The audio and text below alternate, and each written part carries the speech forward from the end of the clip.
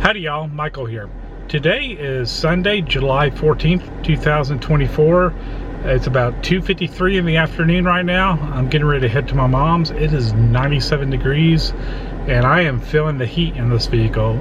I'm on the remote start right now, which sets it at 72 degrees, whether it's winter or summer. That's the temperature it will set itself when you remote start it, but you can't drive it until you have the key in the car and you hit the start button.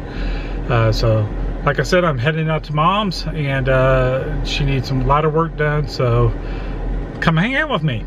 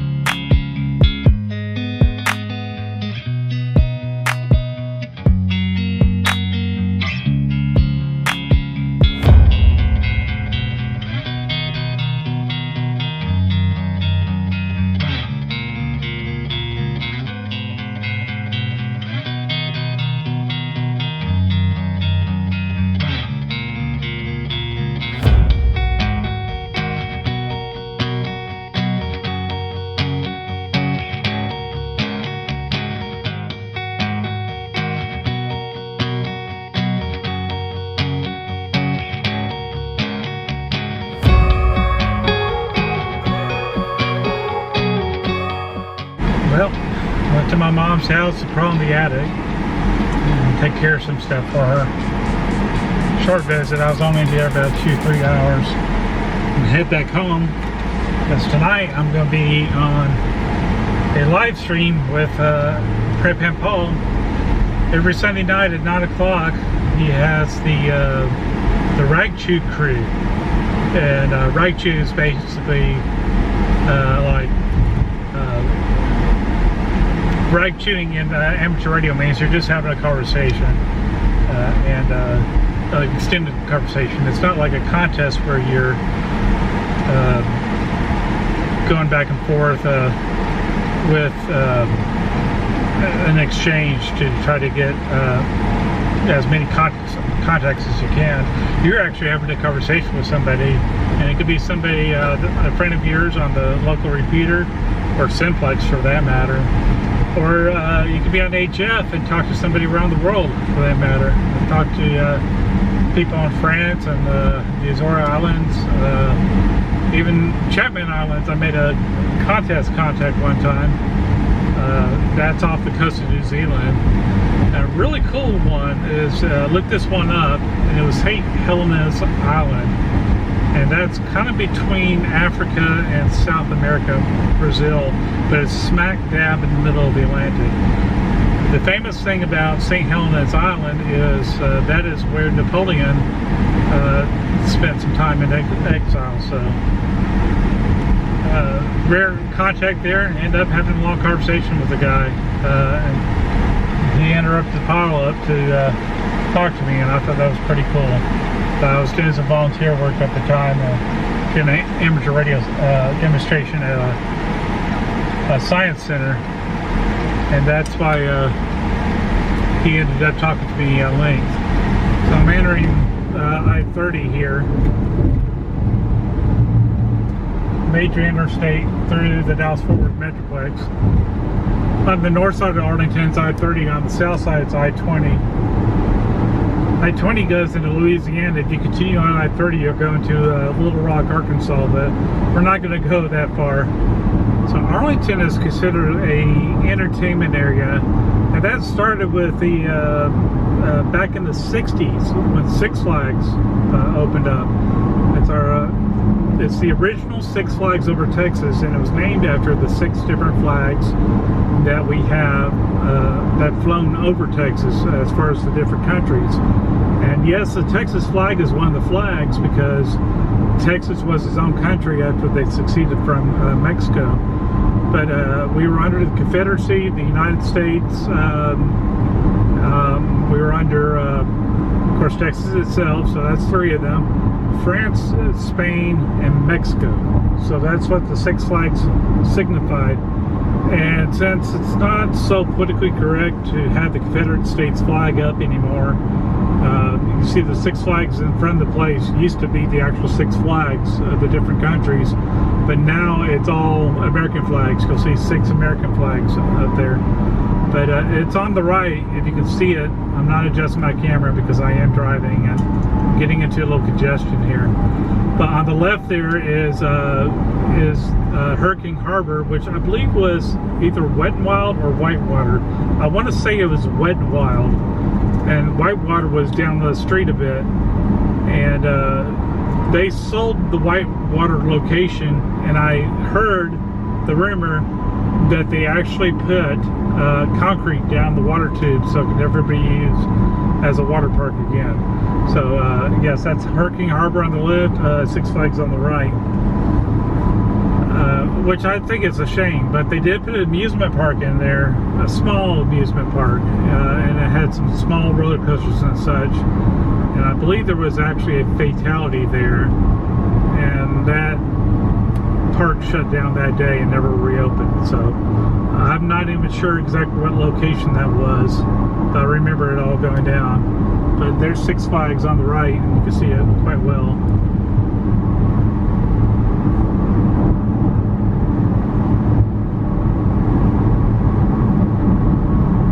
We are in the vicinity of, actually we passed it already, but we're in the vicinity of both Globe Life Field, Choctaw Stadium, which is the old Globe Life Field, they left it up, and AT&T Stadium, which is where the Dallas Cowboys plays.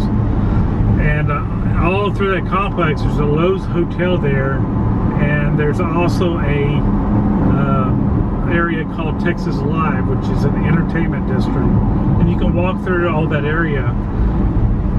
Adam the Woo showed up to DFW Airport and said, I'm going to spend a couple days here, and I was like, good grief, where in North Texas can he be, because there is so much going on throughout North Texas to come and see as far as entertainment venues, and I probably should do more of those, but you know, it's such a huge place. I had no idea where he's going, but I should have used my, what he likes to call Columbo like skills and figured it out.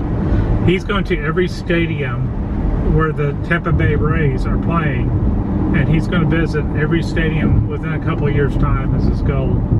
And so he went to the Globe Life Field here where the Texas Rangers played and beat the Tampa Bay Rays quite badly, from what I understand. So that was kind of upsetting for him, but I'm sure it was a good game for the Texas fans. Well, we are exiting off I-30 here and going on to the President George Bush Turnpike, and this is George H.W. Bush, which is the father of George W. Bush. So you got 2 Bushes in the White House, you have 2 Roosevelts in the White House. Is there any others? I don't think there's any others that share the same last name where that has happened. But you know, you're definitely a political family if it's father and son holding the same job. It's not the George Bush Freeway, it's the George Bush Tollway. It is a toll area. And I used to spend quite a bit on tolls every month, but I don't even get out every day. I work from home, so sometimes I don't even get out of the house. And that's why I have this channel to kind of help me get out live to do some stuff. I didn't have any plans this weekend. Actually, I had a lot I had to catch up with at home. You know, just normal chores, mowing the lawn, doing dishes, doing laundry, stuff like that. So I didn't get a chance to get out yesterday as I would normally would. Plus, I was just tired. I work some long hours sometimes, and volunteer on top of that. But my volunteer, you know, it could be feast or famine.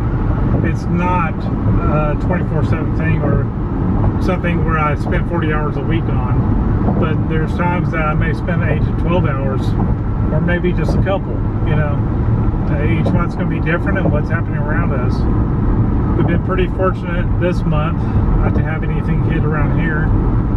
Although we did have a hurricane down south in the Galveston, Houston area that did affect a lot of people.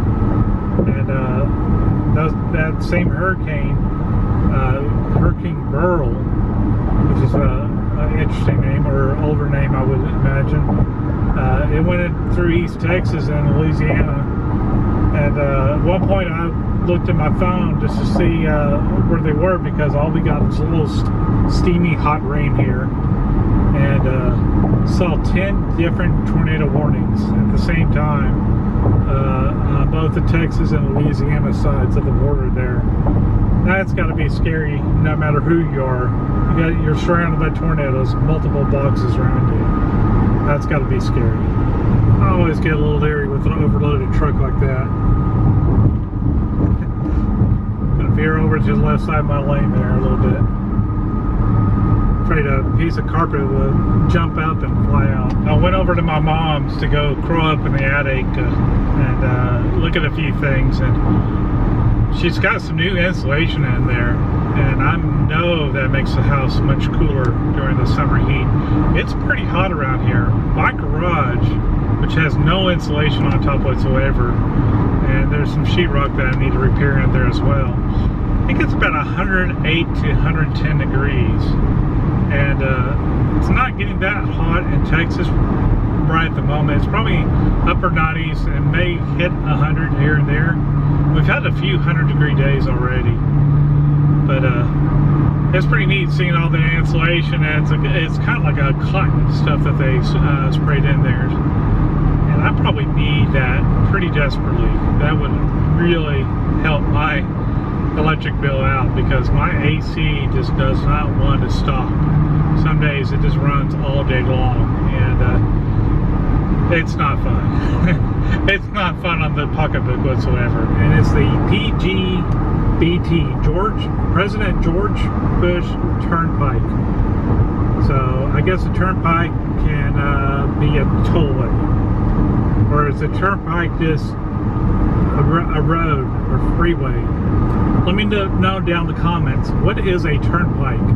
Because that's not a common term around here, except for obviously the President George Bush Turnpike, PGBT. I just noticed here, my car temperature is 71 degrees inside. It's 100 degrees outside. If you're wondering why my camera work seems so steady in the car, it's because I have it mounted to the windshield here. That way I can just go hands-free and concentrate on my driving and not worry about the cameras. I'm really not paying attention to the angle of the camera. It's on that little mount on the windshield, so every now and then I'll push it up and kind of guesstimate, but just quick glances. This bridge up here used to not bother me at all. But this is a bridge from the George Bush to I-35E.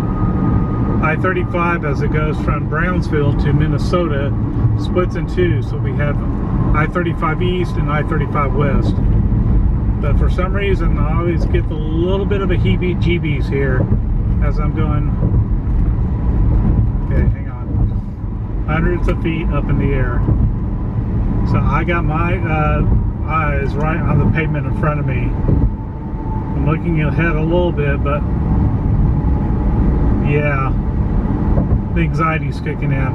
And this used to not bother me when I was younger, but there's something about getting older that these things start to bother you more and more, because you start realizing the risk that there is if you decide to go take a sideways turn and hit the wall and knock it over. Hopefully that'll never happen, but I don't know why. The heights are starting to bother me, but it's not always been that way. And talking about it makes it worse. If I were just concentrating and cleared my mind, probably wouldn't be as much of an issue. Here comes the Sam Rayburn tollway. Sam Rayburn was a congressman in the U.S. Congress. And this freeway actually runs diagonal from Bottom, Texas, all the way down to Meacham Field in Fort Worth. Meacham at the time was a military field. So to get the flights back and forth for a congressman, he had to drive down to Dallas, over to Fort Worth, and then up to Meacham. So he had this freeway built and passed the funding. Oh, hello. That's not a good place to break down.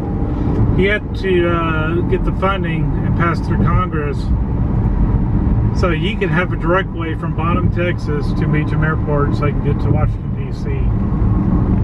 At least that's the story I'm told. And now it's a tollway as well. Well, thanks for hanging out with me. Just taking a drive to Mom's house and headed home right now. Just want to catch up with y'all.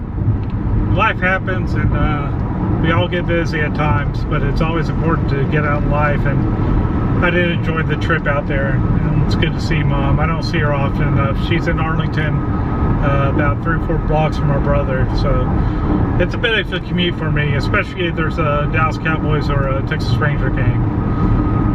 I don't know what I'm doing, but I'm having fun doing it. But for now, y'all take care, be safe, bye.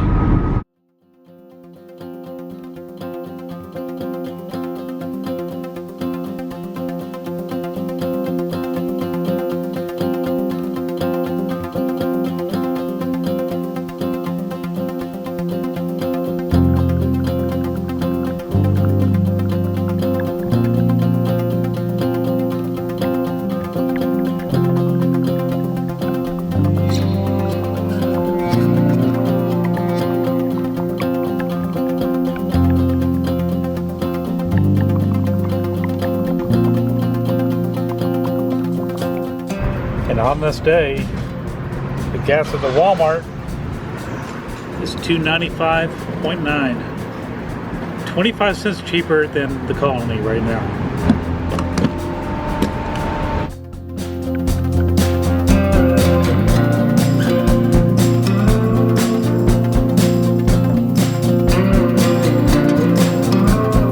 Total fuel, 9.598 gallons, $28.40.